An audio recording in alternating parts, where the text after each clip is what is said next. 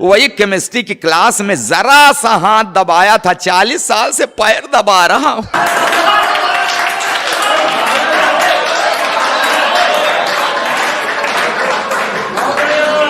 अपनी तरह का एक ऐसा कवि इलाहाबाद से हमारे बीच में आए हैं जिनकी शैली, शिल्प, बात करने का लहजा अपने आप में एक विशिष्ट है। राधेश्याम भारती इलाहाबाद से हमारे बीच में है। जोरदार तालियां बजाकर आमंत्रित करें। नौजवान मनोज जी मुझको देख करके हंसते हैं, चेहरा देखते हैं, बाल देखते हैं, ये भी कवि हैं। तो उन नौजवानों से मैंने कहा कि भाई वक्त है जिसने तुम्हें यूं रूपवंती कर दिया। ये सब वक्त का खेल है। वक्त है जिसने तुम्हें यूं रूपवंती कर दिया, लेकिन याद रखना जाने कितनों को इसी ने किंवदंती कर दिया। ये वक्त है, ये वक्त है जिसने तुम्हें यूं रूपवंती कर दिया, जाने कितनों को इसी ने किंवदंती कर दिया।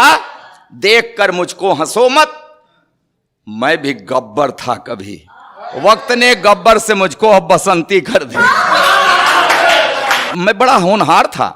हाँ, मुझको देखकर मेरी अम्मा, चाची, बुआ, मामी, मौसी सब यही कहती, देखो देखो इसकी आंख मुझ पर गई है। कोई कहती देखो इसकी नाक मुझ पर गई, कोई कहती देखो इसके होठ मुझ पर गए हैं, कोई कहती हंसी, सब यही कहती ये मुझ पर गया है, ये मुझ पर गया है, ये मुझ पर। वो तो बाद में मेरे गजब के कारनामों को देख के सब पलटी मार गई। कहने लगी हराम ज्यादा पता नहीं किस पर गया है। मैं बिगड़ न जाऊं इसलिए मेरे बाप ने मुझको गांव वाले सरकारी प्राइमरी स्कूल में नहीं पढ़ाया। हाँ, मेरा एडमिशन एक अच्छे प्राइवेट स्कूल में कराया। पिताजी का ये अच्छा विचार था, मगर मैं भी होनहार था। उस अच्छे स्कूल की अच्छी पढ़ाई भी मेरा कुछ नहीं बिगाड़ पाई। मैं वहां भी अति प्रसन्न, 5वीं तक पहुंचते पहुंचते सर्वगुण संपन्न, पढ़ाई लिखाई छोड़कर हर विषय का विशेषज्ञ। फिर मेरे बाप ने घर पर 50 रुपए महीने का ट्यूटर लगा दिया। वो ट्यूटर मुझको 5 रुपए की पढ़ाता था, 45 की ठुकाई करता था। अच्छा, मेरे ठुकाई कार्यक्रम में मेरे पिताजी भी रेगुलर सहयोग करते थे। कभी कभी फूफा, मामा, मौसा जी भी अपना कीमती वक्त देते थे। मैं शाम को पढ़ता जरूर, फिर पिटता जरूर, फिर रोता जरूर। जिस रोज नहीं सुनते मेरा रोना, मोहल्ले वाले आके पूछते आज बबुआ की तबीयत खराब है का? जिस बार मैं पास हो जाता था तो पिताजी बाजार की किसी दुकान से मुझको नए जूते दिलवाते थे। हाँ, जिस बार फेल हो जाता तो खुद देते थे। इसी तरह बाल लीलाएं दिखाते हुए मैं इंटरमीडिएट में पहुंच गया। तो मेरे बाप ने मुझको नई मोटरसाइकिल दिलवा दी कि मैं ठीक समय पर विद्यालय पहुंच जाऊं। मैं ठीक समय पर पता नहीं कहां कहां पहुंच गया। फिर एक दिन ठीक समय पर पुलिस पहुंच गई। फिर मैं ठीक जगह पर पहुंच गया। फिलहाल 6 महीने के बाद तिहाड़ की तीर्थ यात्रा करके वापस लौटा। तो मेरे बाप ने कहा कि ऐसा कर, तेरे अंदर सभी लक्षण आ गए हैं, अब तू कवि बन जा। तो आपने सुना ना कि वियोगी होगा पहला कवि, आह से निकला होगा गान। आह से कविता निकलती है, और आह कब निकलती है? जब पढ़ती है। हाँ, तो जिस पर जैसी पड़ी रहती है वैसी उस कवि की कविता रहती है। हाँ, जिन्हें बीबी ने पीटा करुण रस में गुनगुना पिटे जो प्रेमिका से वो सभी श्रृंगार गाते हैं। जिन्हें पब्लिक ने पीटा बन गए वो वीर रस के कवि, जो थाने में पिटे हैं हास्य की कविता सुना। गृहस्थी को हमने जंजाल कहा है हमारे मनीषियों ने, वाकई जंजाल है। हाँ, हम ही लोग जानते हैं वो दर्द। रोज नया एक जख्म, जख्म भरने भी नहीं देती, कान पकड़ती मन का कुछ करने भी नहीं देती। ये मात्र शक्तियां हैं मेरे सामने, इसलिए मैं चाहूंगा कि ध्यान देंगे। हाँ हाँ, कि रोज नया एक जख्म, जख्म भरने भी नहीं देती, कान पकड़ती, मन का कुछ करने भी नहीं देती।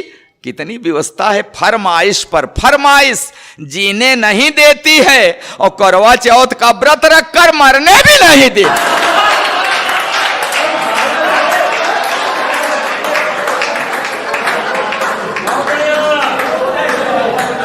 कैसे सांसत में हम लोग जी रहे हैं, अब क्या बताएं।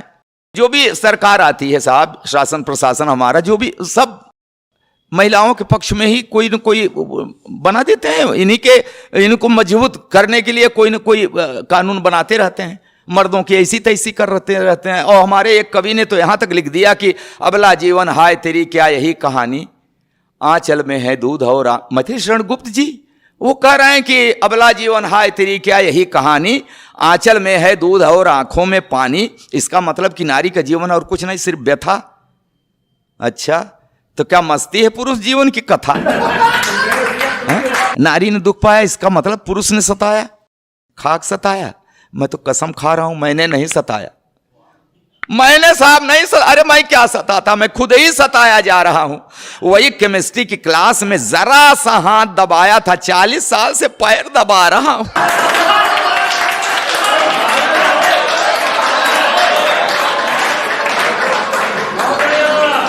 अच्छा, विदाई के समय रो रही थी। अरे साहब क्या है, आपके दर्द, आपका भी दर्द मेल खा रहा है हमारे। विदाई के समय रो रही थी, फूट फूट कर रो रही थी। तो मैंने कसम लिया कि इसे कभी कष्ट नहीं दूंगा, हमेशा सुखी रखूंगा, तो धीरे धीरे अपने मायके को भूल जाएगी, नहीं रोएगी, चुप हो जाएगी। तब कहां पता था कि ये एक रोज रो रही है, अब जिंदगी भर मुझे रुलाए। मैंने कभी उससे आंख मिलाकर सर उठाकर बात नहीं की। हाँ, हमेशा बड़े अदब से उसे निहारता हूं। उसके पैर के अंगूठे में हल्की सी ठोकर लग जाए, तुरंत बैठकर मुंह से फूंक मारता। जब कभी उसका तेवर गरमाने लगता है, बिना सर्दी जुकाम मेरे गले में बलगम घड़घड़ा आने लगे। फिर भी जाने कि वो हमेशा मेरे ऊपर ऐंठती है। हे भगवान, पंडित जी बीवी को शादी में बाएं बैठा दे चाहे दाएं, बाद में तो सिर पर ही बैठती।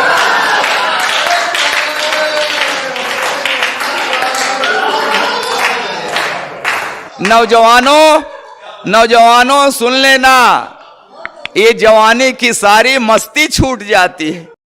आई लव यू की क्लच प्लेट टूट जाती है। करो पढ़ी लिखी है, तब से लेकर आज तक हर रोज सवेरे रामायण पढ़ती है, दिन भर महाभारत करती है। जब बाजार गई उसे साड़ी का वही रंग पसंद आया जिसने मेरे चेहरे का रंग उड़ाया। चोरी करूं, बेईमानी करूं, कहीं से लाऊं, ला कर रख दूं हाथ पर गड्डी, तो चाहकने लगती है। प्यार का ओवरफ्लो, सैया सैया की जगह भैया भैया कहने लगा। अच्छा, जिस दिन नहीं पाती पैसा, ऐसी नजरों से देखती है जैसे चबा जाएगी कच्चा। कहती है ऐसे निकम्मे पति से तो प्रेत अच्छा। मैं खाते वक्त अक्सर अचार मांगता हूं, अब क्या करूं। जब देखता हूं कि उसकी भौं तनी है, हिम्मत ही नहीं पड़ती कह दूं कि सब्जी ठीक नहीं बनी है। एक दिन रोटी कड़ी थी, मेरे 2 दांत टूट गए। नहीं, रोटी कड़ी थी, उसके खाने से नहीं टूटे, कह दिया था कड़ी है। बेलन के हवाई हमले से मेरी रूह हिल गई, तभी से मुझे दिव्य दृष्टि मिल गई। अब मुझे गधा कहते हैं तो हाँ मैं सिर हिलाता हूं। वो एक शब्द बोलते हैं मैं पूरा पैराग्राफ समझ जाता हूं। मैंने 2 विश्वविद्यालयों से डिग्रियां ली हैं साहब, मगर इस बात का भी उसके ऊपर कहां असर पड़ता है। कहती है बछड़ा भले 2 गायों का दूध पिए, बड़ा होके बैल ही बनता है। चावल में अक्सर कंकड़, तो मैं कहता हूं अरे भाग्यवान, उस भगवान ने तुझे 2 बड़ी बड़ी आंखें दी हैं, ये चावल के कंकड़ बीन लिया करो जी। तो कहती उसी भगवान ने तुम्हें भी तो 32 दांत दिए हैं, ये चावल के कंकड़ फोड़ लिया करो जी। अब क्या करूं साहब, आज भी हर रोज उससे कोई न कोई शऊर सीख रहा हूं, आंख कान मूंद कर ट्रॉली खींच रहा हूं। जी हाँ साहब, जी हां, खींच रहा हूं ट्रॉली, मगर खुश हूं, क्योंकि मैं जानता हूं बेशक वो मुझसे लड़ती है, झगड़ती है, मगर मुझे हल्का सा बुखार भी आ जाए तो मेरी कुशलता के लिए तुलसी के नीचे दिया धरती है।